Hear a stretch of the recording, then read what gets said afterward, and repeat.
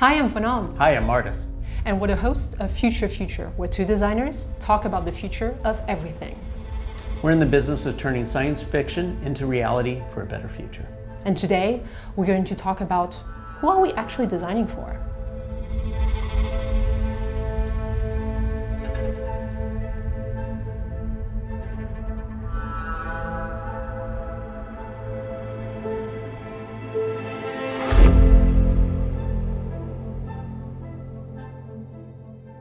That's a great question. Is it going to be the consumer that buys the product?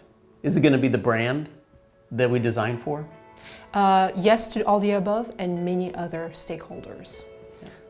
Yeah, believe it or not, when we talk about stakeholders and who we're really designing for, it's a myriad of different people. It's not only the brand itself or the consumer. Sometimes it's the retail outlet. They have a little bit of say, especially if they're a bigger retail outlet that actually drives the sales. And sometimes it's people who live around the end user, right? The person purchasing the product. For example, when you go to a toy store, the end user is the child, but the person purchasing the product is the parent or the caregiver. So you have to have these people in mind as you design your product, because you need to seduce them with good design.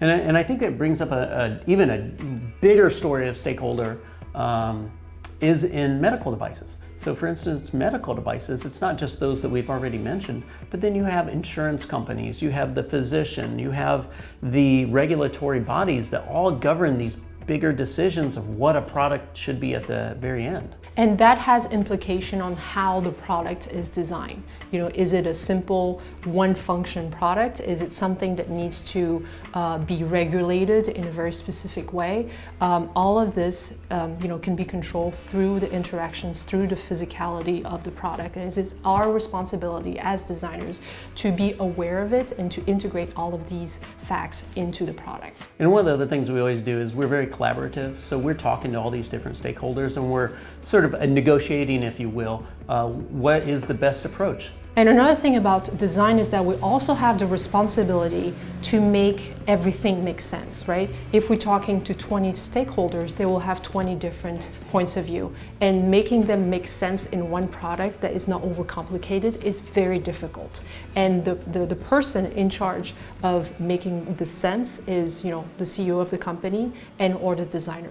We can go very deep into the details. We can also step back and say, well, this is nice and all, but this is too complex. Nobody's going to care about this.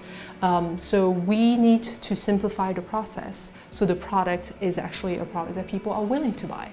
One of the methodologies that we practice here at Nonfiction is throwing research right out the window. In the beginning. In the beginning. And what I mean by that is we as designers, we get our team together, designers, strategists, but everyone who has not done the research on a particular category or focus, and we really dive in on a personal level and we interact with the object, the experience, the interaction, whatever that may be that we're researching, and we experience completely unbiased of all these different entities out there, whether it be a research paper, the comments by a PhD, a doctorate, someone who has done deep research. And being unbiased as you're designing is an exceptionally liberating and feeling that allows you for inspiration to pop up where it hasn't been seen ever before. If you really look at the research, really rarely does it surprise you, right? A lot of things sound pretty logical. They're just justified by people who know how to. As designers, our intuition is actually powerful enough to kickstart a project early and get design done early, because the minute design is done, the minute prototypes can be fabricated, and then you can use a test and get answers much faster. The speed at which you're getting answers is primordial to the success of a new product. So in this way, we do our intuitive exploration of ideas on one side, and we run a parallel track of research and strategy and defining what the problem and potential solutions are on the other track, but we try not to have them overlap because we don't want to bias or taint this sort of story as we're developing. And then at some point we'll meet up, exchange ideas, make sure we're on track, and really develop it. And with this methodology, we start to develop things that the world's never seen before. We look at answers and interactions and products that are completely new, unique, and exceptional. So one thing that working with CEOs directly has brought us in terms of experience is that, you know, a lot of them are very good at business, you know, background in finance, all those things, they know how to run a company.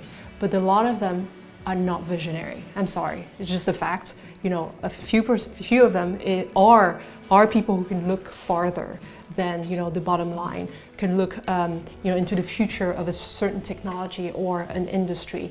And these are the people that, you know, we like to work in tandem with. But it is our job as designers to inspire the CEOs and everybody who works around them to really think beyond what the industry is already showing you is working, right? It is risk, but it is exciting risk, and you know, who doesn't like to work on something that hasn't existed before? You know, who doesn't like to combine industries that haven't talked to each other ever and come up with something that is revolutionary? So when talking about evolution versus revolution, evolving a product and just putting another skin on it and making the same old thing with a slightly different look is not what we're about. We're about designing revolutionary products that really go out and that change their paradigm shift in how people interact and engage with their world and technology around them. And this gets back to not putting another piece of technology or something into a landfill. Because we know, after all, the biggest stakeholder around is Mother Earth. As designers, we already feel guilty about the nature of our career, which is designing things that eventually end up in the landfill. So how can we do this responsibly? How can we create systems of development of products that actually change people's lives, but also care in some way about where it ends up? So reach out to us. We've done a lot of work in this area. We have a proven methodology, how to innovate, how to revolutionize industries. And we'd love to hear from you. We'd love to interact with you and collaborate on many projects. And with that, we thank you for joining us on this creative journey today, and would love to see you again sometime. Thank you.